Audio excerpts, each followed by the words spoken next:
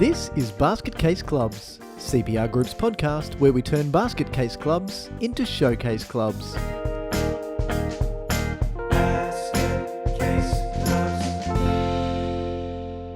Hello everyone and welcome back to Basket Case Clubs. I'm Michael Connolly and as usual it is my pleasure to take you on this journey of basket casey goodness. Joining me as usual, as mostly, and sometimes other people join you. Anyway, this is Steve. The passenger on the journey of basket casey goodness.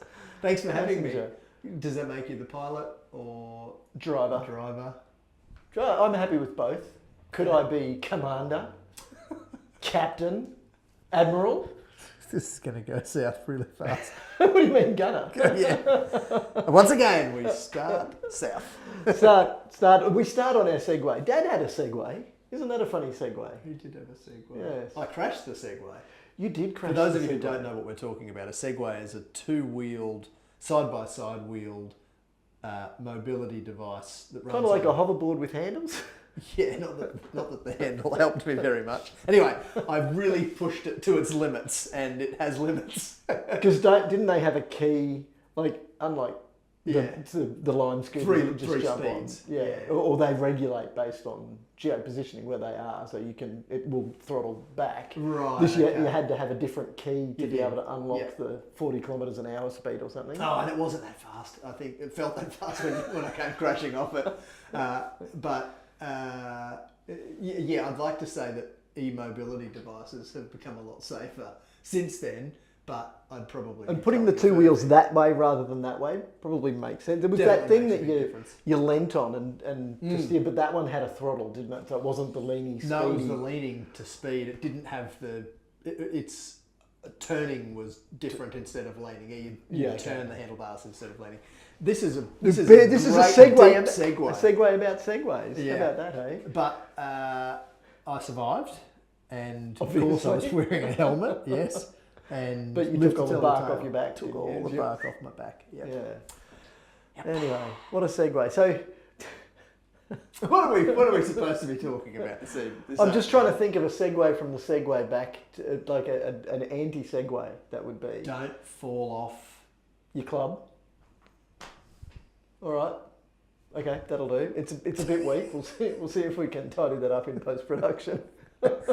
Get some auto-tune. I need to admit that I was going to say don't fall off the wagon, but we've been down that path in previous episodes and it made me sound like I have a problem, which I don't. Hey, first step. Acknowledging there is a problem. I can so see that coming. Yeah, well, you set them up, I knock them down. So today I want to continue where we began this little mini-series about the challenges that volunteers are facing in community sport and dig into the pressure a little bit, but I want to talk specifically about how clubs grow. Now, often the growth that a club experiences, you just said passenger. Often the leaders in clubs are passengers to growth, so it just happens without guidance and it happens without design. Mm-hmm. So it's almost growth by default. Remember Homer Simpson? Default, two greatest words. It's funny you say that. What that bit about the growth by that's hilarious. Simpsons references are always welcome around here. But the notion of what did you say about growth? That growth, just happening to you by default, rather than by design. And you and I often tell stories about how we've challenged clubs in the past when setting growth targets, when they say things to us like, hey, come and help us with a strategic plan. We want to grow. We need a plan to help us grow and to accommodate growth effectively. And then we say, great, but how much do you want to grow? And they say, we want to go from 250 to 300 in 5 years. We say, you could probably do that by just not sucking, And it's that same. Where do you exist? Like we exist in a high growth area, Yep. We've got, of course, depending on your location. In that 5 years, we've got 1,000 families moving into the community, and we're the only provider of export here. Yeah. Just don't suck, and you'll grow. Yeah, but is that enough? And we've got so many volunteers who feel the pressure of volunteering and the pressure of their role, particularly on committees where it's like they're handed the baby and it's like just don't drop it for a year, but don't do anything with it. So don't design growth, don't plan for growth. So, and I think a lot of that comes from the way it's always been. The legacy that they're handed is just get by, just make it through the year. Yeah, yeah. As we've discussed. Yeah. So I was mowing the lawn one day, and I think I may have talked about this before. I've probably talked about mowing the lawn a lot. I have a lot of lawn. Grass grows quickly. Well, yes, living in southeast Queensland with a lot of rain. So we've always thought, well, what is it that we're trying to help clubs to do? And I had an epiphany at one point. And I said, we're helping clubs get to the next level. And it made perfect sense. And then I thought, hang on a minute, what level are they on? And what level do they want to be on? And they weren't really codified. So I thought the reason that this is part of this, talking about the pressure that clubs are under, is growth happens in the number of members we've got, for instance, and that can be as a reaction to a World Cup or an Olympic Games where a rising tide raises all ships, and there's growth. So it wasn't necessarily, we weren't planning for that growth, but we've experienced it, and we've had a growth in membership that hasn't been matched by growth in systems, or a growth in understanding of governance, or growth in the level of sophistication of the processes that we're going to now need to run this very different business than it was. Isn't it funny how common it is outside of sport, in the real world of business, that this same thing happens? Exactly the same thing happens. Yeah. Unless you take a deliberate approach. Yep. So there are startups that have, I give you Meta, that have moved very, very quickly because there was some deliberate, and I recognise that's probably not in 100% the best analogy, but Marky Mark had an idea for what he wanted to do with comms, although was he Harvard? I don't know. Whatever it was. Yeah, one of them. One of the Big ones. I was going to say Lucky Boy schools. Silver You got to be Spoon, Silver Spoon, yeah. Silver Spoon Club. Somebody said, "Oh, the Lucky Sperm Club." Just thinking, oh man. So yeah, the Silver Spoon concept, same sort of thing. Kids, ask your parents about what I mean by that. Back on track. So I think that he had a desire to improve communication and to create a social network. Yep. In an online environment rather than a social network, which is a great term for it because we have people that we know, and because I know somebody in my network, if you have a problem that you're talking to me about that I know that one of my mates can help you solve, a painter for instance, you're looking for a painter and I know that I've had this, but you've got no way of connecting with him apart from through me. So social networking has always worked, they just took it online. But I think that Marky had an idea of how to grow the business deliberately. And so, and now look at what it's become. We were complaining yesterday about how the algorithm wants you to keep spending money. So if you don't spend any money, you can participate. You can be the commodity that gets sold to. If you do start spending money, then it makes you spend more. But that was deliberate. It wasn't accidental. So the growth that has been experienced in companies like that has been deliberate and by design. Clubs don't do that because there are these reluctant volunteers left holding the baby and they just try and get by, then give it to somebody else at the end of their term next year with their hand reluctantly thrown in the air at the AGM to be treasurer or president. Yeah, and not only are clubs typically not taking action to achieve significant growth, to take a leaf out of Meta's book, they're also, in the vast majority of cases, not building systems that can accommodate that growth, which is why we experience clubs that feel real growing pains and members who have gone from, this really nice community, and I'm sure that you're going to talk about this in your progression through the levels, but then that club grows exponentially or at least significantly and it stops feeling like that really tight-knit community, and I feel like a number, and I'm receiving a very different type of service from that club. So, and that's not always a bad thing, to be clear, in my opinion. I think that there are some necessary changes in the way that a club will deliver its services as it grows. But we again, I think that maybe what you want to talk about is taking a deliberate approach to that, rather than it, just being the case that we're changing now how we deliver our services to you. and then retrospectively saying, oh yeah, we meant that, rather than when members say, hey, this is a bit shit now. It used to feel like my second family, whereas it doesn't for this reason or that reason anymore. And usually that happens accidentally. Yeah. What I want this episode to deal with is to say, this is coming. Be aware of what these levels are. And to be honest, there's limited science in this, apart from trawling through thousands of clients. So science, testing it and then being able to run a hypothesis, but it is yet to be falsified. So we've been Fact. teaching this. It's clearly fact then. Well, now that it's going to be published, it's going to be fact. And we have talked about this before, but I want to, so as you progress through the levels, it's actually really important that you understand that what's coming is different from what's been. It's different from what's here and it's different from what's been.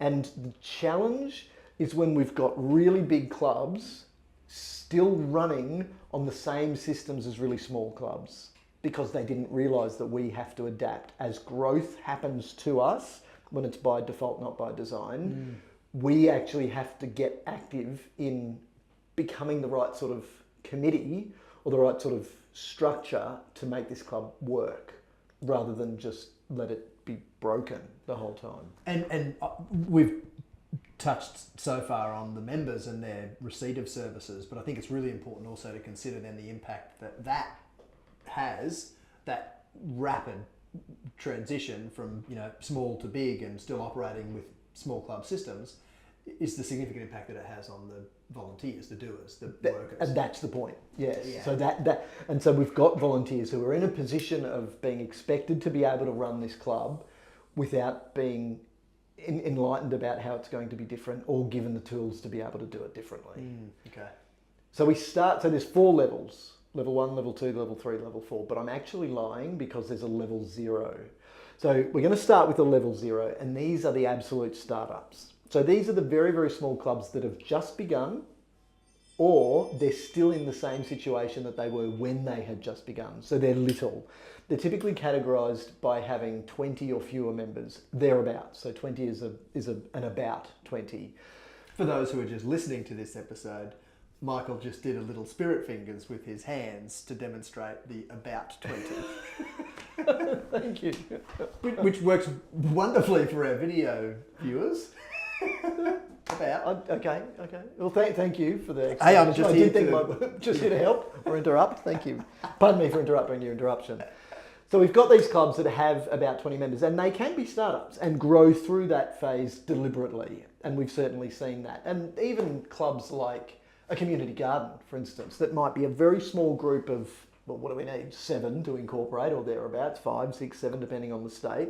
So we have a small group, and then they become incorporated, and they deliberately try and grow membership because they realise that just like a social networking platform, the more people that are involved, the better this is for everyone.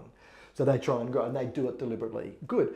But we've also got clubs that are very old. So the poster child for me here are the senior cricket clubs that play in one of the not the Premier League cricket, because that's typically more structured with a high level of professionalism, because you need it, because we're playing for sheep stations and you're playing in Premier cricket. And you need a base of the pyramid to support your peak at the top. If you're playing at that level in one of your teams or several of your teams, then you need a larger club that's going to be on our later levels. Yeah. Okay. But these are the more social cricket clubs. But they're a club, they need to have their legal status, they need to have somewhere to train, they need to have somewhere to play, and they need to provide home grounds. So there's a lot on those clubs, but ultimately you look at it and they are sometimes lucky to have a team. At most they might have 3, but often they grow from 3. But 3 teams, that's 33 people if you can fill 3 teams. So often it's one team, because we're not quite there at 2 when we're up around that 20 mark. So there's the weekly problem of ringing around everyone on a Saturday morning, trying to find 11 players who are still shit-faced or hungover from the night before, prepared to go and take the field. Plus we've got to supply our own umpire, plus it might be our turn to roll the wicket on a Wednesday. So they really struggle. And so the main challenge for these guys is they are absolutely in survival mode. And it's survival literally from week to week, because at any point, It might rain outside and we don't get a game, or it might have rained yesterday and that meant that a few of the blokes on the team had the day off and hit the pub early and got drunker than they normally would. Like, and I'm being a bit derogatory here, but these are real world problems that are really faced by these clubs. They can't, so they are, you have one family that moves away and they lose critical mass. They lose their team. So the very fabric of their existence disappears because one family moved away. Mm-hmm. So that's a really interesting struggle. And when we talk to these clubs about governance, they say, I don't care about governance because I just care about getting players on the field on the weekend. And rightly so. That is right. That is their biggest challenge. Mm. But they've also got layers of governance challenges that sit underneath that. I said they need a facility. So they need to be doing the maintenance or paying for the maintenance, which means that when you're dividing the cost of a lease plus regular maintenance, plus all of the fertiliser, pesticide, herbicide, black soil that needs to go on the wicket, the cost of buying the roller, getting a grant to do that, plus then having somebody to roll the wicket, having somebody to mow the wicket, water the wicket, like we're in thousands of dollars and sometimes thousands of dollars per player because you're dividing all of that cost base among very few customers. Mm. So it's not a sustainable business model. Yet it persists. There are still clubs that are clinging on to that for sovereignty reasons. I need to protect my trophy cabinet. I need to protect my honour board, with 6 names on it. Yeah. And what's happening is even at that entry level, we are burning out volunteers because we've got high demands on them. And rightly so, we need to have those high demands because risk management is risk management whether you've got 20 members or 2,000 members. Mm. So fair enough. Then we get to level 1. So this is kind of where we're starting to see some foundations be a bit stronger. So the level 1 is, they haven't really yet achieved critical mass, but the struggle changes. So rather than being worried about our existence this time next week, we're worried about our existence this time next year. So we're pretty sure that somewhere these clubs are in the range of more than 20, but up to about 60. So I'll do my magic finger again. Good, yep. What did you call them? Spirit fingers. Spirit fingers, okay. It's like the squiggly line on your keyboard, about. Or... Exactly, yes. I should do one of these, like a little fishy thing. So it's about 60. So that's then the top level. These guys, I call them the infants. So it's kind of seed mode now. We've had startup, and this is where we're really planting the seeds for growth. Mm-hmm. The challenges are very different. So while we're likely to be here next week, our main concern is getting people to be able to flick past all of the committee roles too. There's then the challenges of making sure that we've got enough money to pay for our audit, making sure we've got enough money to pay our annual return fee, making sure we've got enough people who actually know that even needs to happen, that we need to be submitting financials to the state government every year. So those are a different set of challenges that our infants face than our startups faced. So survival here and then seed mode here. Now we get into the really interesting one. So level 2 does represent a massive chunk of our sports club population, and it's from that about 60 to 150. But that 150 is a solid marker. Now the reason 150 is a solid marker is, as humans, evolutionarily speaking, over time we have naturally at around 150, and scientifically that number has been debated, but the concept is sound. And this goes back to the very earliest of humans. We're gregarious creatures, but we're gregarious and we want to be around those that we know. So level 2s are the villages, because we've got this sense of a village where we all know each other and we all love each other, because we do. 150 people is kind of the maximum number of people that you can know in your head. So I know you because I know that you don't mind a whiskey, but it's probably going to be a Highland or a Speyside. You're probably not going to like an Islay, they're a bit smoky for you. You do like baked beans on toast, but your flavour in toast is probably a bit more... Well, I know this about you because you're my brother. But I also know that you have a wife, and her name is Katie, and I know that you live with a tiny little girl named Vori, and you've got Huddy and you've got Willow. So I know you, and I know your family, and we've hung out under certain conditions, and I know those conditions. So for you, those conditions might be a round of golf. For somebody else, it might be a game of canasta or mahjong. But I know that that's the context that you fit in. But I know you. But that takes up 5 in my storage device up Finite here. memory bank. Yeah, and it's more than just memory. It's we Connection. are friends, like friends in the real sense, Okay. and we might be colleagues at work, but we're not just somebody who's connected with me on LinkedIn. I know stuff about you, and so that's the number of people that we can hold in our head. When you get a club that is about that size, it's fairly straightforward to run it because you know what's going to land well with your members. If you try a new event, when the committee says, "Oh, I don't think our members will go for that," they're right, because they know everyone. They know that the 149 people in their circle of members, what they like and whether that's going to work. So it's a really interesting point. It's a really interesting place to be, because that's what we know. And this is so well known that there are companies, Gore Industries, I think it's called, that makes Gore-Tex, so the stuff in your waterproof hiking boots and jackets for motorbike riding. When their business units grow to 150, they leave it there and they go and open another building. Right. And they then grow that one until it gets and that's no different to our tribal ancestors. When the tribe got to 150, everyone still knew each other, but when it got bigger than that, there started to be some rivalry happening. So a second alpha would start to emerge and challenge the alpha, and then they'd split, and people would say, well, I pledge my allegiance to this alpha or this alpha, and then they'd split, and then they'd both be less than 150, and then they'd grow to 150 with harmony, and then guess what? The same thing would happen. Sounds like some sports that we work with. Explore that. Go into dig into detail. When have you seen that? Oh, how much detail should I share here? There is a particular sport. The appropriate level of detail. Yeah, thank you. And I know exactly where you're going to go. Yeah. Well, there is a sport that is faced with people challenges broadly. But here in Queensland, this particular sport has more breakaway clubs than original clubs affiliated with the state governing body. So if you ever needed evidence of this same pattern emerging in sport, I think that sport would be it. Yeah. Now, It's really interesting that the number's pretty well right, isn't it? And it is pretty well right. It's not a sport that has many clubs bigger than 150. I'm just trying to think of any, actually.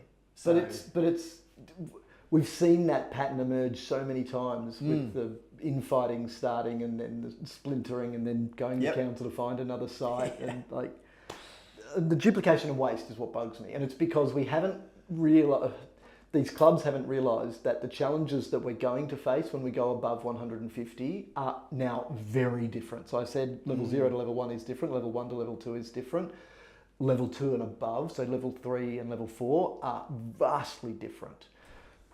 just quickly, can I jump in the resource duplication and wastage that you just touched on then? And I know that we've talked about this a lot and will continue to do so, but that's probably for me the most frustrating and certainly front of mind challenge that I see our startups recognising that we don't see a whole heap of those anymore. I think that, like you say, most of our clubs are in this 60 to 150. We do basket case clubs and we provide webinars and we do work with councils and peak bodies specifically for our level 0 and level 1s, because we know that they're not at the point where they're ready to take on the responsibility of investing in consulting. Nor do they have the time, because they're so bloody busy with that really small pool of human resources from which to draw that they... And I thought about this earlier when you talked about, they're not necessarily being someone who knows that the annual return needs to be done. That compliance requirement is far more likely to be met if you have a larger pool of people from which you can draw. There's a higher likelihood that one or some of those people are going to know how to run a business and how to do, good governance and how to maintain compliance of that business. All of that becomes very difficult when you've got few people to draw on. But again, I think the very real trap that clubs fall into is not recognising exactly what you just said, that things are going to be really different once we grow beyond that 150 point. Yeah, and that's kind of the key in presenting this model in this context is know that it's going to be different and prepare for it to be different and then build the systems as you're crossing the threshold, not when you've already splintered or already had lots of fights or already stepped away and then just handing over a broken business because the model is not fit for purpose anymore because you're trying. So the villages at up to 150, that's stability mode. So we've had our startups kind of just, really, really kick off, and then seed mode, which is where we're starting to plant the seed. Now we get to stable. But that stability is like same. We hate change because we love same. Same is the devil we know. Same, I call it the warm blanket of same. I know what's coming. It might not be great, but it's good enough to get through the season. So we just wrap ourselves in that and we don't have to worry about change. We don't have to plan, we don't have to think, we just stay here. Clubs, to the point of ripping themselves apart, so splintering and creating new clubs, will go to that length. So they'll destroy growth for the benefit of staying as the village because of that feeling that you talked about at the top. We love that feeling. We love that stability. When we cross that threshold and go from 150 up to, and again, the numbers get a bit hazy because they don't really matter, but the number that I'm going to say is 700. 150 to 700, that's scaling mode. So this is where we're really ideally deliberately growing, but sometimes growing just because of those environmental factors with the rising tide raising all ships. But the challenges here are now we don't know everyone. So now we have to rely on the network of the people in the middle. So that's our committee, but it's also a network of coaches, managers, our officials, who then they've got their own networks within the club. So if you think about a club of 650, that's 4 lots of 150. So remember Warren Buffett saying, if you get 9 girls pregnant, you won't have a baby in a month. It's like if you just work 4 times as hard, you're not going to get the same result as you did when you had 150 just because we've got 4 times as many members. It's a different club. It's a different business at that level. So the challenges that we've now got are challenges of growth and scale. So given that this is scaling mode, so at this level, we're starting to think about tenure in a whole new light. We're starting to think about our responsibilities for some more sophisticated things. Like instead of just trying to just cast the net, the shoot from the hip type approach with marketing, we're starting to think about things like customer churn. What net growth do we want? Because we can get sophisticated. So what's the data that we've got? What can we rely on? What can we look to as leading indicators and as lagging indicators of our performance? But that only works when it's done deliberately, because what will happen if you try and run a club of 650 the same way that you ran a club of 150 is you will typically ostracize 450 people. Sorry, 600. Was I saying 650? 600. Michael should not. It was about. Michael we had the spirit fingers. Yeah, Michael should not do public maths. So when we get into this mode, these are the expanders. So our expanders in scaling mode are a different beast. The people who hold these clubs back don't do it deliberately, and they're trying to maintain that village feel, and that comes at the expense of not connecting. So I'll remember, I won't say the name again, but a club that had the committee, and the committee sat in a certain place in the grandstand, and then there was the others, the them. So it's us and them. The them sat over on the hill and used to pick on the committee. But like the them are thinking that the us are doing a terrible job as the committee, and the committee, the us, are thinking that them are just hurling abuse at us and trying to tear us down tall poppy syndrome-wise. Well, it's because you don't know them. It's because this club at that point was 350 something. Okay. Yet they still tried to be the village. And you had the people that I spoke to on the hill were a village, and the people on the committee were a village, and those 2 villages were like separate tribes with separate alphas. Sound familiar? Like, how many times have you seen that happen? And it is uncanny. So what I hope you're doing as you're listening to this is thinking, where are you at? Because every single time I've told this story since finishing the development of the model, I get these people going, oh my God, that was us. Yeah. That was so us, or that is us. But the important thing is, what can we do about it? So once we move from the expanders to our final bunch, which are the institutions, and now we're getting into synergy mode. So this is where, exactly as we were talking about earlier today, we've got to realise that we can't run an institution on volunteer labour alone. You're hard pressed at the bigger end of the expanders in scaling mode to do that without paid help. There will always be paid help in there, despite what anyone says to you to say we are proud of the fact we are fully volunteer run. Who does your bookkeeping? Do you pay your auditor? Do you pay the guy who mows the lawn? Do you pay the lady who brings in the fertiliser? There'll be something. You are. They might not be employees, but you are paying for service. Did you pay a lawyer to read over the lease that you signed with council? Yes, you did. Do you have bookkeeping services? So they are already relying on professional help, even though they might not be internal. By the time we get to an institution, they should run like an institution.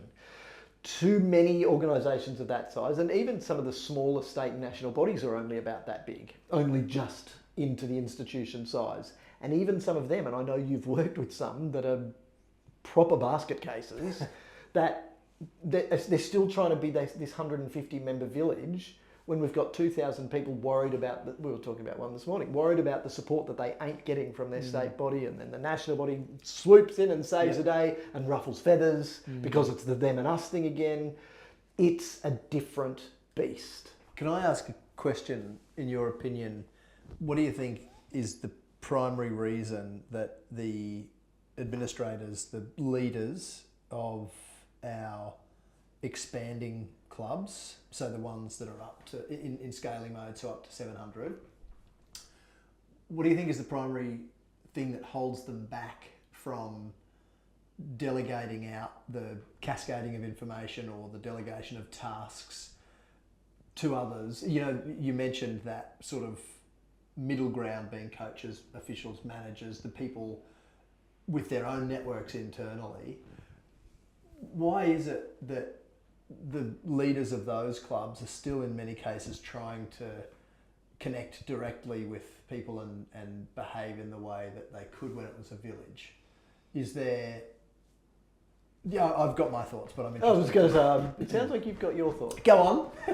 I'll ask You want me to go question. first? Shut up, you go first. Okay, so the answer is multiple things. There's not a one-size-fits-all model, because you will have, but I'll say a general lack of leadership, and it's not necessarily leadership as a skill, but it's leadership as a trained skill. So something that we've actually said, as a leader in this type of organisation, this is what people are relying on you for. It can also be a lack of an induction and training, so people just don't know what they're responsible for. It can be knowledge is power, and if I hang on to this knowledge, then I stay in the position of power. And that association with between that power and that person's identity, as we've discussed many times previously, that idea that that power here brings me a sense of importance that I don't get at home, that I don't get at work. Yep. And then there's good old-fashioned fear. I'm scared that if I do delegate it to somebody else, the old saying, if you want a job done right, do it yourself. Well, you're never going to grow when you're doing that. So if you want a job done right, delegate the job plus the system. Here is the way that this is done successfully. And it doesn't need to be a great big... Nobody's going to read a big 4-ring binder of stuff. People aren't even going to watch training videos anymore.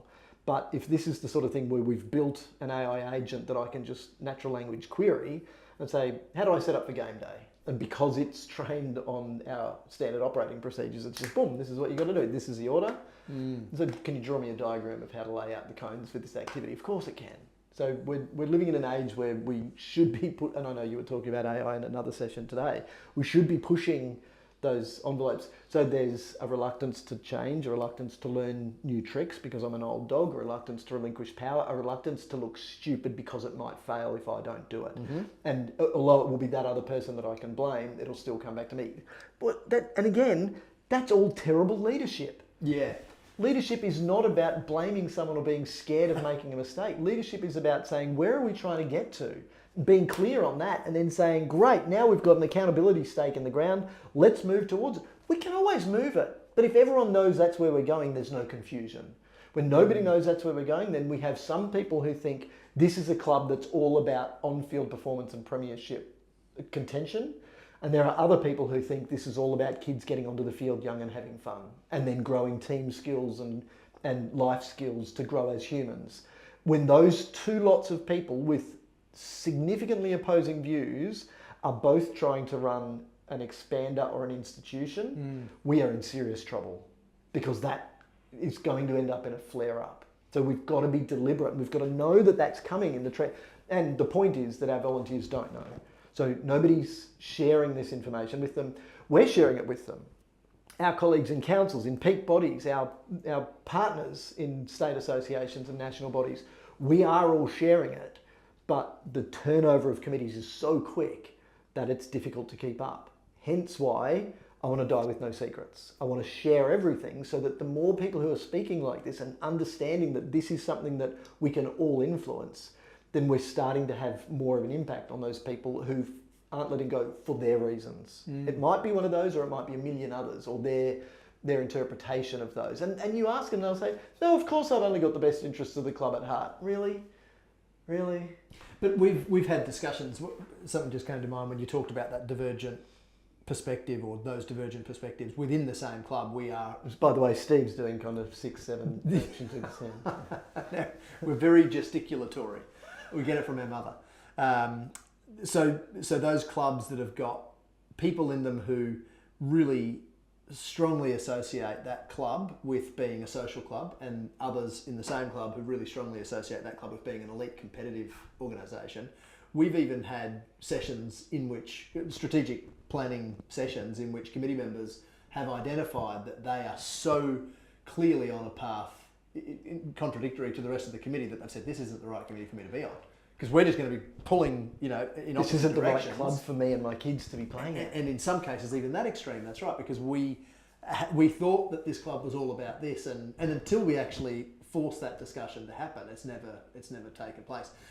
Just quickly to go back to the question that I asked you and the responses that you provided, I agree with all of that, and I think that there's also... What did I miss though? What did you? The one thing that I think was top of mind for me, in addition to at least a couple of those things that were playing on my mind as well, a couple of things that you said, is the passion with which people stick up their hand to take on a role, and their perception of what that role is before they are elected. So recognising that many of our elections are uncontested, and it's the last person to... Or, I'll put yeah, your that's hand right. up for Yeah, you. okay. Husband or wife or friend or... Yes. But for me, the lack of pre-boarding, the notion of actually educating someone what this role is all about before they are even elected to that. And this was a discussion that came up recently when someone said, oh, well, you've got to make sure you only do the induction after the elections so that people don't run scared. And I said, well, funny you say that, because one of our clients actually gets us in to run a session for all the candidates. And I know that we've done this quite significantly in the university And some sector. of them do run. Yeah. And that's a good thing. That's a good thing. They should be there. That's right. So I think that there's also a lack of understanding amongst many committee members that is no fault of their own, because they were maybe had their hand put up by someone else, or they maybe were appeased into the role. This is great. It's a great opportunity for connection. And I'll be there right beside you the whole year. That old chestnut. That's right. Yeah. So I think that's a big shortcoming as well, is a lack of clarity that is provided to our newcomers to a leadership position regarding how things should be done. And again, that's associated with the way that things have always been done, being, systematically aligned with the size that the club used to be, and no one ever having come along and said, whoa, we're a really different club now than we were 5, 10, 50 years ago, and we need to behave like it. And it's because we don't go from 150 to 700 in one go. It's just a trickle. Yep. It's a few more, it's a few more, it's a few more.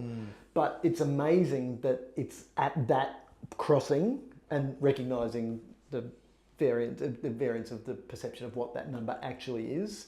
It's somewhere between 145 and 165. Like that's where we start to see the cracks emerge And sometimes those cracks mean, whoop, splinter club of 30 members now competing with the 140 member strong club back here. And both of whom now have, President, decimated Vice resources. President, Secretary, Treasurer, annual return fees, audit fees, lease fees. Less maintenance. resources, more stuff to do. Yeah, and the compliance doubles. Yep. So in all of this, it's really important to reiterate that our volunteers are the victims. So, and we've kind of picked on a few of them who haven't known the right time to step back or who haven't taken the time to look up. But how are they equipped to do that? We've got state government departments of sport. We've got the Australian Sports Commission that is dealing with NSOs, national sporting organisations, and trying to win gold medals. That's fine. And we've got state associations trying to run competitions and trying to provide a strong, solid foundation so that the sport will still be here in generations to come. And then we've got clubs that aren't necessarily, and the volunteers come and go very quickly, sometimes a year or less if they don't last a whole term of only a year and just want to hand it on. So we need our state association, the state associations and the national bodies I think are doing fine. I think that the Sports Commission needs to acknowledge that there's commentary. It's not necessarily information or more training programs. We've got enough access to training programs, and particularly because our training programs deal with the people, not the organisation. The AS is kind of pushing, here, just do another self-assessment and we'll see where you're at and we'll see your fund and whatever. We've got to move beyond that and say we identify that the challenge here is being borne by people who haven't been given the skills or even the knowledge that this is going to be different.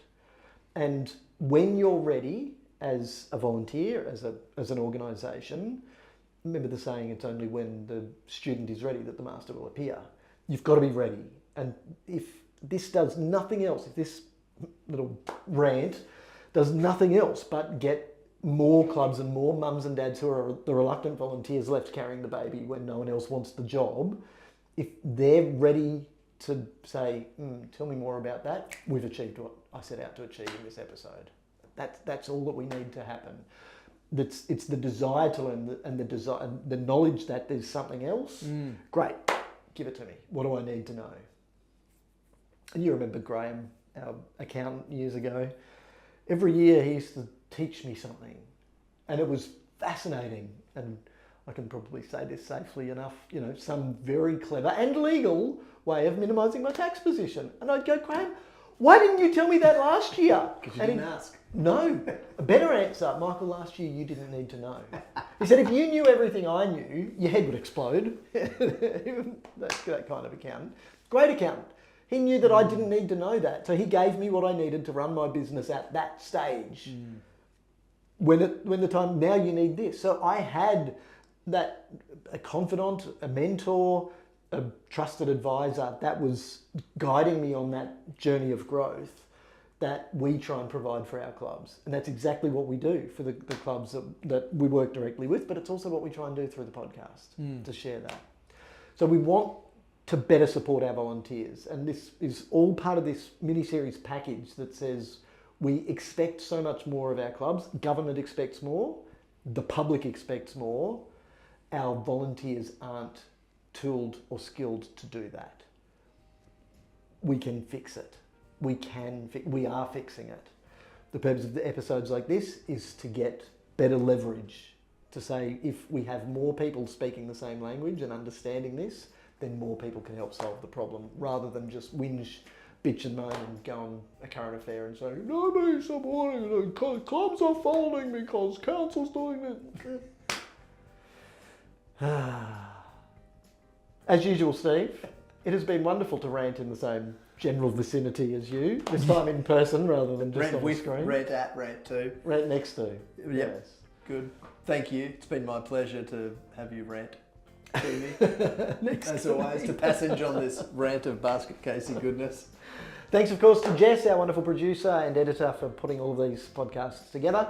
If you're not already following us on social media, make sure you do so. At NFP Michael and CPR Group Oz is where you'll find us. And there's daily tidbits, so little chunks of information that just once a day spend, a minute, less than a minute, learning something that you can apply that day to make your job as a community volunteer even better. Until next time, stay unbasket casey, stay showcasey. Stay on your Segway. As in, don't fall off your Segway. Or is that about staying? Well, did we start? Was this an episode about a Segway and then we just went on a big Segway? Yeah. It's not going to get any better. Thanks, Steve. See ya. See ya. Basket Case Clubs acknowledges the traditional custodians of the country on which we record, being Yugambeh, Turrbal, Jagera and Kabi Kabi land. We recognise their enduring connection to land, waters and culture, and pay our respect to elders past, present and emerging, and extend that respect to First Nations listeners.